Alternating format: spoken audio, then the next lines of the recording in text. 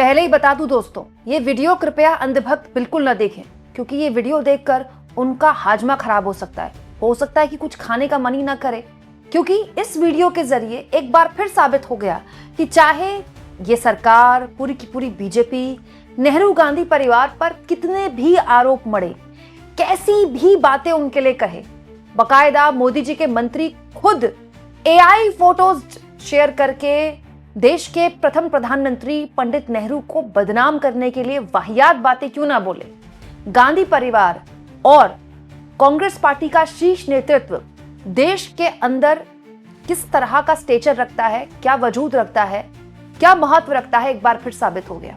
दोस्तों, सचिन तेंदुलकर क्रिकेट के भगवान कहे जाते हैं। सचिन तेंदुलकर, उनके बेटे की शादी है। दोस्तों, वैसे तो सचिन तेंदुलकर खुद इतनी बड़ी हस्ती हैं और उनके बेटे की शादी होना अपने आप में कितनी बड़ी बात है, लेकिन सचिन तेंदुलकर अपने बेटे की शादी जो कि अगले महीने होनी है, उसके लिए बड़े बड़े लोगों को न्योता देने गए, खुद परिवार सहित वर वधू को भी लेकर गए और अपने जो आप कह सकते हैं समधी समधन को भी लेकर गए, अपनी बिटिया को भी लेकर गए।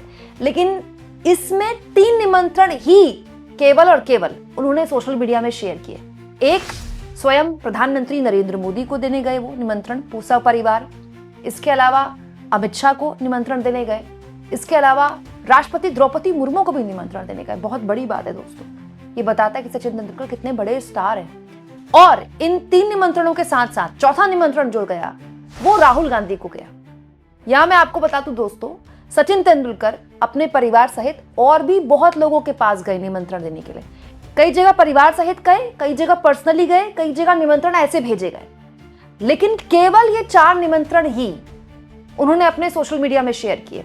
एक राष्ट्रपति, एक प्रधानमंत्री, एक गृह मंत्री अमित शाह और एक राहुल गांधी। Just these 4। कायदा इन निमंत्रणों की तस्वीर शेयर करते हुए सचिन तेंदुलकर ने बताया कि चाहे नेहरू गांधी परिवार को लेकर कितनी भी बातें बीजेपी के लोग कह दें, अंत में उनका जो वजूद है, उनका जो कद है कितना बड़ा है कि सचिन तेंदुलकर अगर निमंत्रण देते हैं तो वो केवल 4 फोटोज शेयर करते हैं अपने सोशल मीडिया में, अपने पर्सनल सोशल मीडिया में, उनमें से एक राहुल गांधी होते हैं। या मैं आपको बता दूं दोस्तों कि जब लोकसभा चुनाव चल रहे थे, अनंत अंबानी की भी शादी हुई थी, बहुत बड़ी शादी थी, 1 महीना चली थी शादी, दुनिया भर से बड़े बड़े लोग गए थे, याद होगा आपको।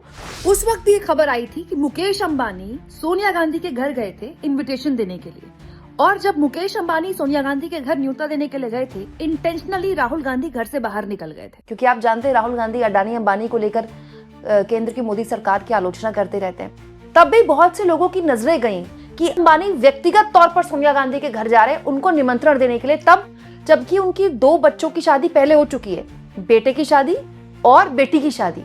तब निमंत्रण गया नहीं गया पता नहीं, लेकिन इस बार गया तो हेडलाइन बनी। बहुत से लोगों ने भी कहा कि लोकसभा चुनाव के दौरान क्या अंबानी बदले हुए हवा के मिजाज को समझ गए हैं, इसीलिए उन्होंने सोनिया गांधी के पास निमंत्रण देना मुनासिब समझा। तब भी मैंने आपसे कहा था कि यह बताता है कि नेहरू गांधी परिवार का क्या वजूद है, उनका क्या स्टेचर है, उनका क्या हस्ती है नेहरू गांधी परिवार की। आप उन्हें पसंद कर सकते हैं, आप उन्हें नापसंद कर सकते हैं, but you can't ignore them. आप उन्हें इग्नोर नहीं कर सकते। दोस्तों, यहाँ मैं आपको बता दूं, नेहरू गांधी परिवार की मैं कोई बहुत बड़ी प्रशंसक नहीं रही हूँ, ना ही राहुल गांधी की बहुत बड़ी प्रशंसक रही हूँ। आप मुझे बहुत अच्छे से जानते हैं, राहुल गांधी की जब भी कोई राजनीतिक गलती होती है सबसे पहले तीखी आलोचना करती रहती हूँ मैं, क्योंकि मेरा काम यही है दोस्तों। ना तो मैं सत्ता पक्ष की हूँ, ना मैं विपक्ष की हूँ। मैं तटस्थ रहूंगी तभी आपकी तरफ रहूंगी, ना मैं तो आपकी तरफ न्यूट्रल हूँ। लेकिन इस बात में कोई दो राय नहीं है दोस्तों कि राहुल गांधी का ही यहाँ पर निमंत्रण में नाम होना और उनके साथ ही परिवार की फोटो होना अपने आप में राहुल गांधी का एक जो पर्सनली उन्होंने अपना कद बढ़ाया राजनीतिक तौर पर पिछले 1.5 सालों में, ये उसका नतीजा है। इसमें कोई दो राय नहीं कि क्योंकि वो लोकसभा के नेता प्रतिपक्ष हैं लोकसभा के अंदर, इसीलिए भी उनको निमंत्रण गया होगा ऑन रिकॉर्ड। लेकिन इसमें सोनिया गांधी भी हो सकती थी, इसमें प्रियंका गांधी भी हो सकती थी, लेकिन केवल राहुल गांधी ही थे। ये महत्वपूर्ण है दोस्तों। हमें भूलना नहीं चाहिए कि आज हम जिस दौर में जी रहे हैं, तमाम गलतियों के बाद भी, तमाम आप संगठनात्मक दिक्कतें जो कांग्रेस के अंदर है उसके बावजूद भी, अगर बीजेपी से आरएसएस का नाम लेकर उसकी कोई आलोचना करता है, सख्त सवाल पूछता है, तो वो केवल और केवल राहुल गांधी है। विपक्ष के बड़े बड़े नेता हैं जो आरएसएस बोलने से डरते हैं, आज भी आज भी विपक्ष की राजनीति करते हैं लेकिन आरएसएस बोलने से डरते हैं, बीजेपी पर रुक जाते हैं। लेकिन बीजेपी की जितनी तीखी आलोचना राहुल गांधी करते हैं, आरएसएस की करते हैं, कोई भी नहीं करता। इसमें भी कोई दो राय नहीं कि इस वक्त जिस वक्त ये इन्विटेशन पहुंच रहा है तमाम गणमान्य लोगों को, उस वक्त संसद का सत्र चल रहा है और इसमें भी कोई दो राय नहीं है दोस्तों कि जनरल नरवणे की किताब को लेकर जिस तरह का कंट्रोवर्सी राहुल गांधी ने खड़ी कर दी और पूरी की पूरी मोदी सरकार उस कंट्रोवर्सी में बैकफुट पर दिखाई दी।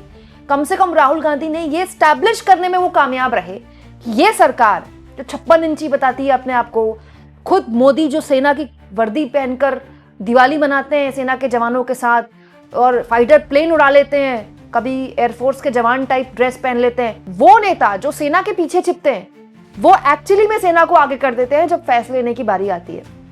देखिए, इस बात पर विवाद हो सकता है कि जनरल नरवणे की किताब लीक कैसी हो गई, इस बात पर भी विवाद हो सकता है कि कारवान मैगजीन के पास वो किताब कैसे पहुंची, इस बात पर भी विवाद हो सकता है कि राहुल गांधी के पास वो किताब कैसे पहुंची। लेकिन सवाल ये है कि जनरल नरवणे ने जो बात लिखी है उस किताब में, जनरल नरवणे ने भी उसको वापस नहीं लिया है, ना ही पेंगुइन ने वापस लिया है और ना ही सरकार उस पर कुछ बोल रही है।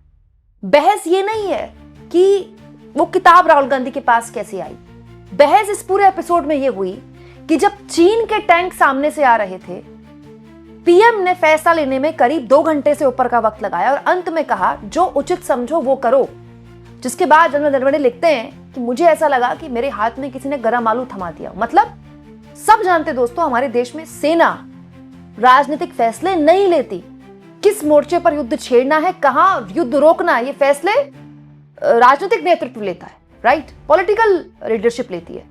इस पूरे एपिसोड से राहुल गांधी ये साबित करने में कामयाब हुए कि जो पॉलिटिकल लीडरशिप है, जब फैसले लेने की बारी आती है तो ये सेना पे पीछे छोड़ देते हैं। क्यों? क्योंकि 1% सोचिए, वो चलिए मामला सुलझ गया, लेकिन 1% सोचिए जनरल नरवणे अगर कोई एक्शन नहीं लेते और टैंक आगे बढ़ते जाते तो क्या होता? तो फिर सेना की जिम्मेदारी जाती। और अगर वो कोई एक्शन ले लेते और हम एक मोर्चा खोल देते चीन के खिलाफ। देखिए, 62 के युद्ध के बाद से चीन और भारत के बीच गोली नहीं चली है। एक्चुअली में सीज फायर है ना, ये प्रॉपर सीज फायर इसको बोलते हैं, एक भी गोली नहीं चली है। गलवान में भी जो संघर्ष हुआ था वो बिना गोली चले हुआ था। ठीक है दोस्तों, ये देश में कोई भी सरकार हो, पूर्व की मनमोहन सरकार हो या फिर ये सरकार हो, ये एक आम सहमति सी है 62 के युद्ध के बाद से कि पाकिस्तान के मामले में एक तरह से सेना को फ्री हैंड है और सीज फायर का भी उल्लंघन होता रहा है। वक्त बेवक्त पाकिस्तान अपनी हरकतों से बाज तो आता नहीं है, लेकिन चीन के मामले में जो पूरा मामला है उसको हम डिप्लोमेटिकली हैंडल करेंगे, पॉलिटिकली हैंडल करेंगे। लेकिन इस मामले में जनरल नरवणे की इस किताब को बार बार कोट करके राहुल गांधी को भले ही संसद में बोलने का मौका न दिया गया हो, लेकिन वो इस बात को स्थापित करने में कामयाब हुए हैं कि ये जो 56 इंची हैं, ये जो सेना की वर्दी पहने फोटो खिंचाते हैं, ये जो सेना के साथ दिवाली मनाते हैं, ये जो कहते हैं कि घर में घुसकर मारते हैं, जब एक्चुअली में फैसले लेने की बारी आती है तो ये सेना के पीछे जाके छिप जाते हैं कब से। और ये केवल राहुल गांधी ने एस्टैब्लिश किया है अपनी इस किताब को लेकर। क्यों? क्योंकि आप राहुल गांधी की तो आलोचना कर सकते हैं इस बात पर कि उनके पास किताब कहां से आई जब पब्लिशर कह रहा है छपी नहीं, लेकिन राहुल गांधी ने तो नहीं लिखा ना ये, और ना ही किसी विदेशी पत्रकार ने लिखा है, ना ही जॉर्ज सोरोज ने लिखा है। ये इस देश के चीफ ऑफ आर्मी स्टाफ के पद से रिटायर्ड हुए जनरल, आर्मी के सेना प्रमुख रह चुके जनरल नरवणे ने लिखा है, जो इसी सरकार द्वारा अपॉइंट किए गए थे। दोस्तों, जनरल नरवणे कोई मनमोहन सरकार द्वारा अपॉइंट नहीं किए गए थे, इस सरकार के आने के बाद वो इस पद में आए थे। आर्मी चीफ भी हो तभी बने थे, चीफ ऑफ आर्मी स्टाफ भी हो तभी बने थे।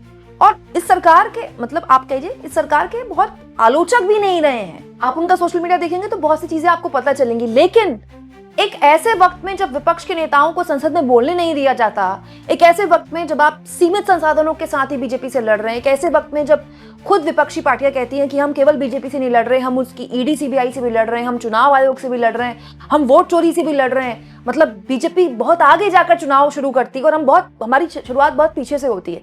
ऐसे वक्त में विपक्ष के नेता के तौर पर राहुल गांधी का यूं स्टैब्लिश होना कि सचिन तेंदुलकर अगर केवल 4 लोगों की फोटो शेयर करते हैं देश भर में तो उनमें एक वो होते हैं, ये बताता है कि राहुल गांधी ने अपने आप व्यक्तिगत तौर पर अपने आप में जो इन्वेस्टमेंट किया है उसको रिजल्ट उसका दिख रहा है।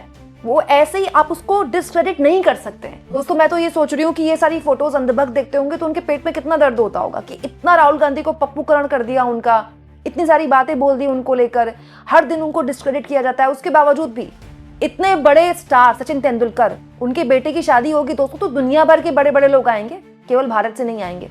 4 ही लोगों की फोटो शेयर करते हैं और उनमें से राहुल गांधी होते हैं। आपको क्या लगता है दोस्तों? कमेंट बॉक्स में जरूर लिखें और जितना हो सके चैनल को शेयर भी करें और सब्सक्राइब भी।